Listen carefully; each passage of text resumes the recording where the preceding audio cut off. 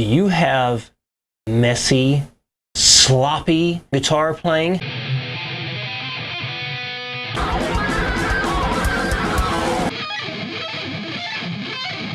You need to know how to clean that shit up.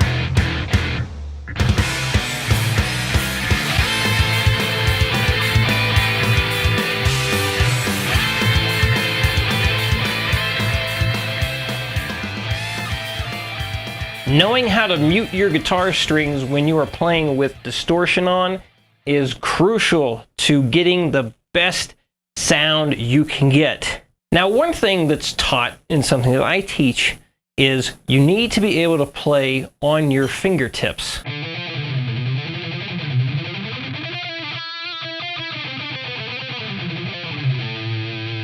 Especially when playing chords.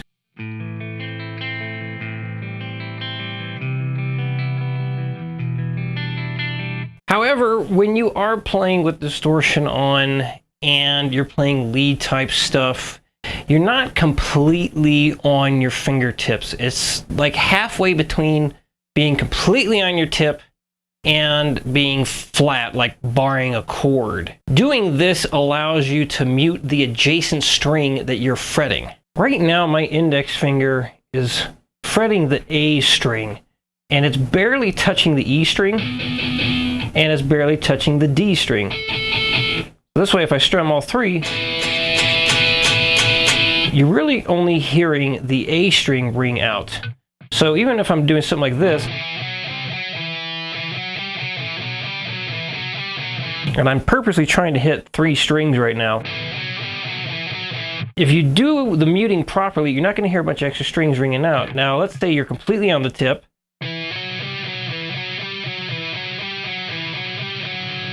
So even right there, I can hear a slight excess ringing from other strings. So let's see if you can hear the difference. So muting, non-muting.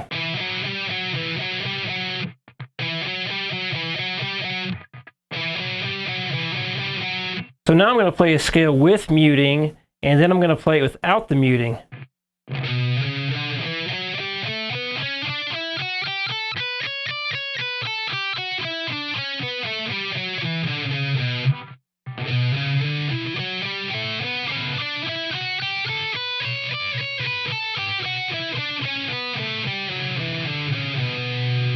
So hopefully you could hear that the muted one was a bit cleaner and the notes were more separated than the non-muted one. So when you're completely on your fingertips when playing with distortion, all that distortion is going to help bring up a lot of noise you wouldn't normally pick up on if you were practicing clean or playing clean. And I do think it's best to practice both with distortion and without. You're going to learn different techniques, different ways to hold your guitar, fret your notes and all that stuff when going between the two. So you don't want to just stick with one or the other. And, you know, you have plenty of people that say distortion hides your mistakes. I think I'm going to do a video on that eventually, to where it's like, yes, it can, but at the same time, it also will emphasize your mistakes, especially when it comes to poor muting technique. If you're not muting correctly, the distortion is going to make it very obvious. And that's not a mistake being covered up, that's a mistake being exposed. When you're bending strings, it is very, very important that you are doing proper muting, or else you're going to have all kinds of gross shit happen. Proper muting .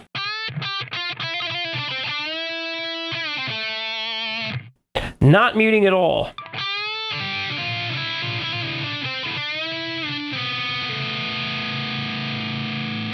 So I'm going to bend the B string to demonstrate muting on this.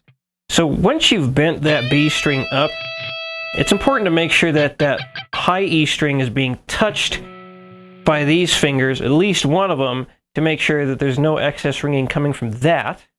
And in addition to muting with the left hand, your right hand or picking hand needs to be muting the other strings as well. So you're not going to be muting the high E string with your picking hand. You're going to be muting the lower strings with your muting hand. Because if you don't, this is going to happen.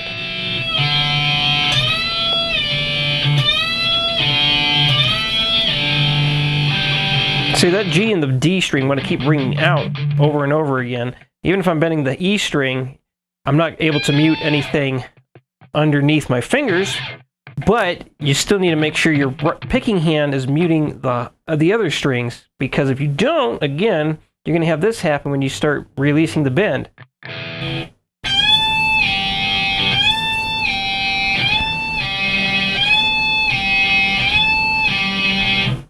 The reason why that's happening is because when you bend up into the other string, once you let go of that bend release, you're going to create a vibration within that string. Again, this is an example of how distortion will expose mistakes. Now, you need to make sure that your picking hand is just barely touching the lower strings on the guitar. In other words, the strings that are lower than the one you're bending, to make sure that they're muted properly. So you don't want to mute the string you're bending, but you need to make sure that you're touching the lower strings enough. So make sure that your palm is not touching the string you're bending, but all the strings below it. So this way they don't ring out after you finish the bend release.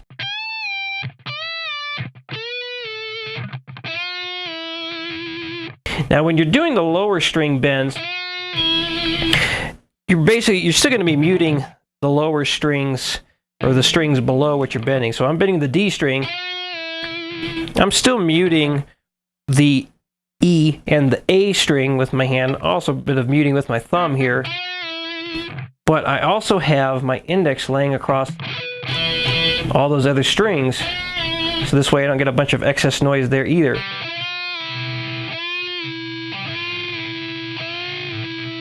So hopefully you can hear all that excess noise when you don't mute. Having that index finger lay across the strings like I did in that previous bend is also something to do when playing chords or a lot of metal-y things.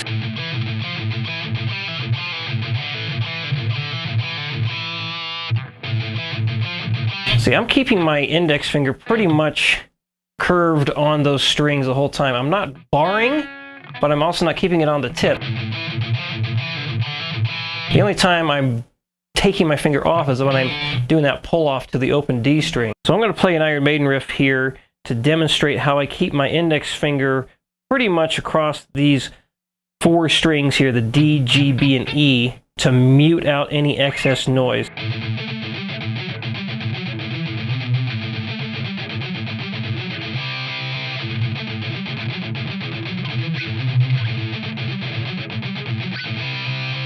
So even when I use my index finger to fret something, I'm still trying to keep it touching these higher strings so they don't ring out on accident. So let's see what it sounds like if I don't mute things properly with my left hand or with my right hand, because the right hand is also laying across all 6 strings to make sure that I don't get any excess noise that I don't want. So, bad muting time.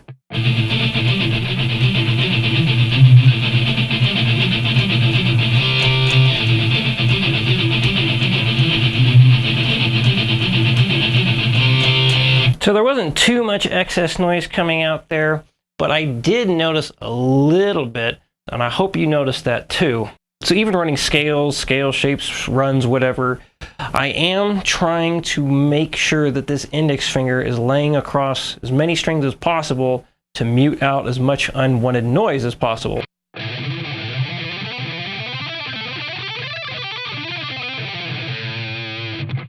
Muting while you're finger tapping is something that a lot of people have trouble with at first, because there's actually quite a bit going on in order to play finger tapped licks or riffs properly and cleanly.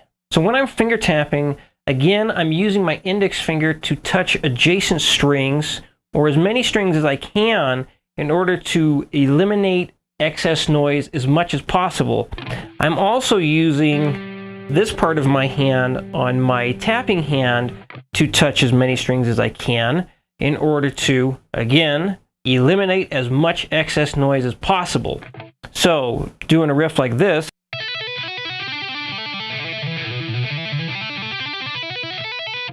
There's quite a bit of muting going on.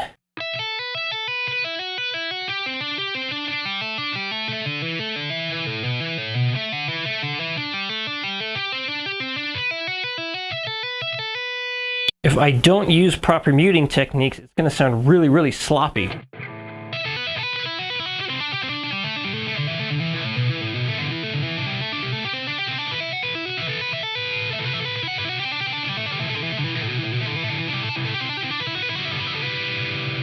So when you're finger tapping, when you're bending, running scales, whatnot, muting is always important to keep in mind. Make sure that you're doing in order to get the cleanest, best sound possible.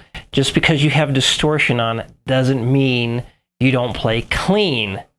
So the last thing to talk about with muting is sweep picking. I like to use my picking hand a lot to get rid of that excess noise we don't want. So when I sweep pick,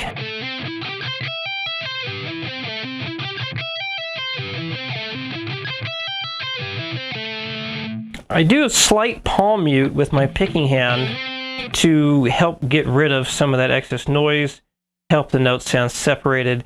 And I say light palm muting because you're not trying to do something like this.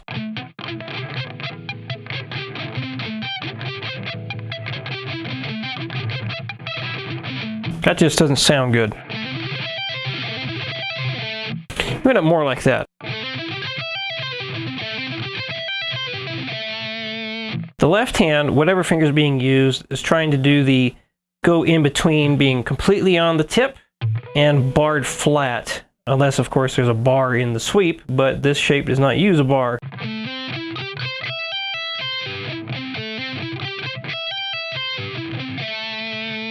Basically, use as much muting technique as you can to clean up your sound as best as possible. Because if you don't mute with the picking hand and the fretting hand as much as you can, it'll sound something like this when you try and sweep pick.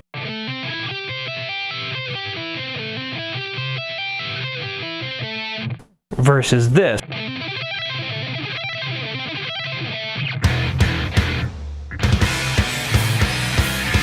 That wraps things up for this video. Please ask any questions you may have. If you liked what you saw in this video, please hit the like button and subscribe to this channel if you have yet to do so. I would very much appreciate it. Lastly, Mile High Shred has a Patreon page. It would be very awesome of you to check it out. YouTube viewers can click the annotation up right now for more information. Facebook users, please use the video description to find more information. And thank you very much for watching.